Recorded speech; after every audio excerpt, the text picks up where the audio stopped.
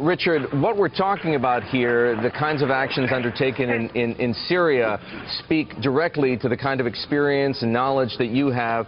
Secretary of State John Kerry, again, making the case for a military strike, but then saying, whatever we do, it's going to be on our timetable. We're going to continue talking to Congress, continue talking to the American people, offering this justification.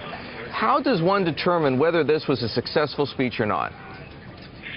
Well, no one will ever accuse the Secretary of State of not being able to give a speech. And I think it's already clear this is an unsuccessful speech in the sense that he was loquacious, but he said very little that he hadn't already said before. And he did not address the core issues. The core issue is not, as he would make it seem, whether Assad had used the chemical weapons.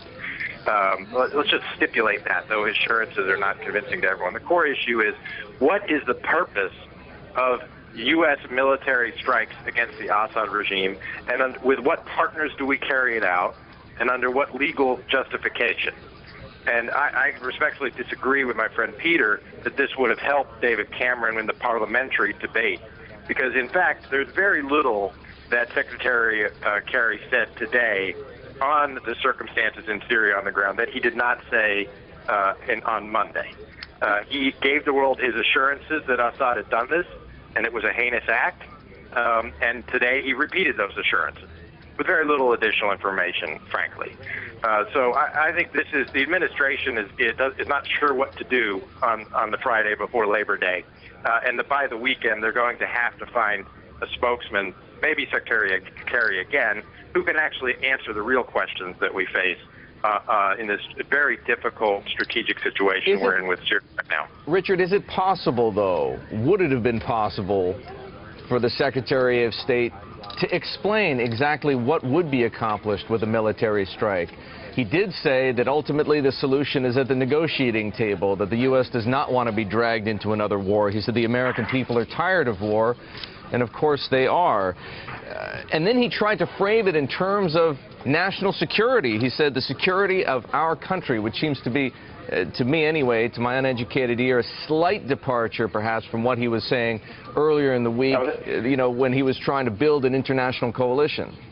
A slight departure is too kind, Eric. I've listened to a lot of foreign policy speeches in my life, and this was incoherent.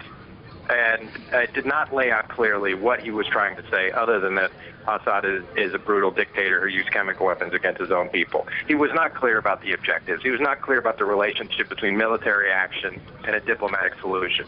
He was not clear about the issue with the Russians or the allies or the Arabs or the rebel groups that we are half supporting on the ground in Israel. This was not a coherent statement of a strategy for the Syrian problem. So is that to suggest, then, that the administration doesn't really know what to do right now? Well, it certainly suggests that they weren't ready to have Secretary Kerry explain it today. And I think there is significant questions on that the rest of the country has about what is our strategy for this problem. And there's no, Secretary Kerry just did not answer them today. Now, if behind the scenes they have some other concepts, at some point they're going to need to lay it out to someone, but he didn't do it today.